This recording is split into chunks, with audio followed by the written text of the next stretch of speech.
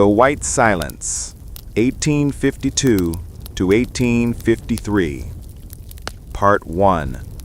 The Promise of Dust and Gold. The year was 1852. John Ahern, a carpenter by trade, but a dreamer by nature, sowed his small, tidy farm in Missouri, converting their entire existence into a heavy, canvas-topped wagon and supplies for the journey west. By his side was Sarah, his wife, a woman whose practicality was the only thing tethering John's soaring ambition to the earth.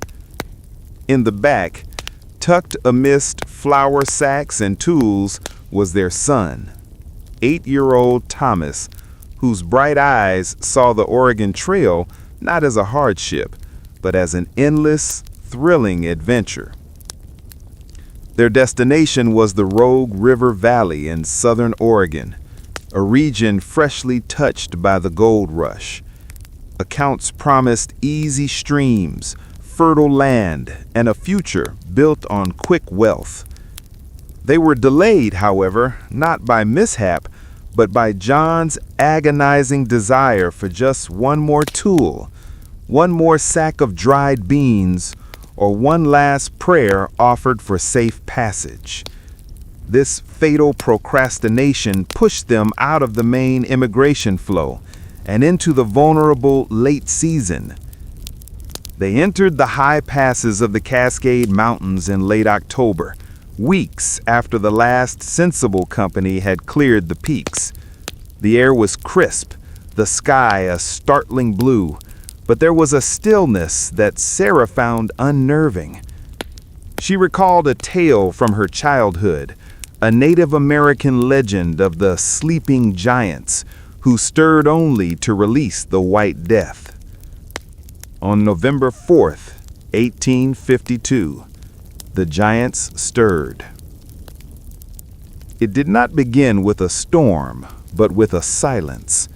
The blue sky bled into a bruised metallic gray, and then a single fat snowflake descended. Within 6 hours, the Ahern wagon was entombed.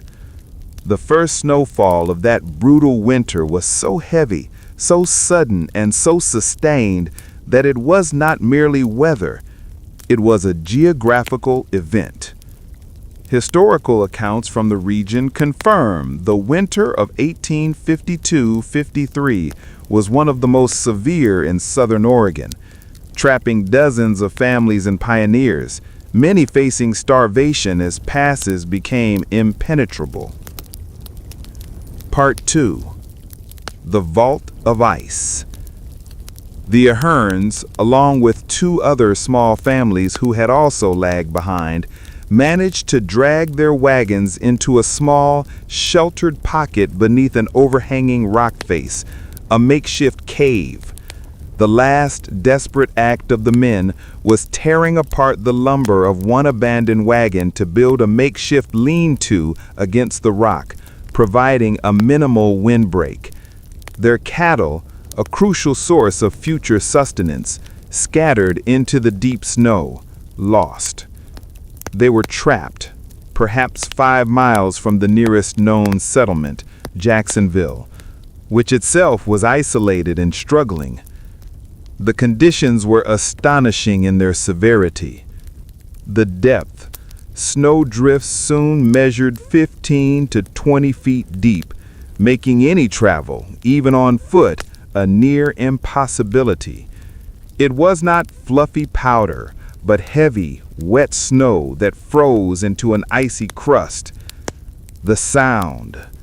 Thomas, the boy, often spoke of the sound, or lack thereof. The sheer depth of the snow muffled the world into a vast, terrifying silence.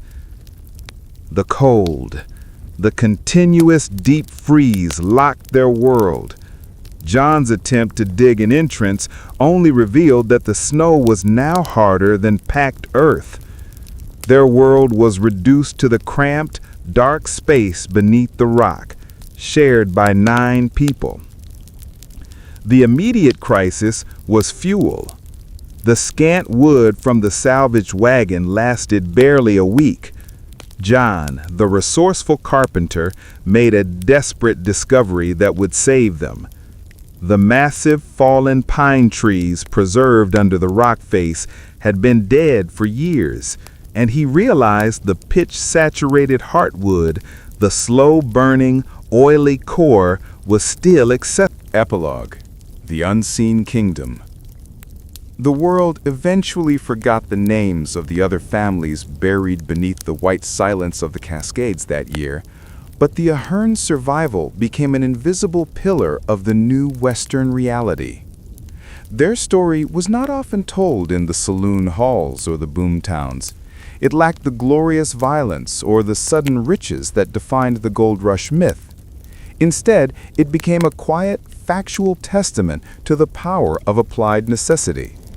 Sarah's method of rendering collagen from the buffalo hide was passed on, not in books, but in the grim, whispered knowledge of frontiersmen facing down their last winter, a genuine piece of frontier science born from the crucible of near death.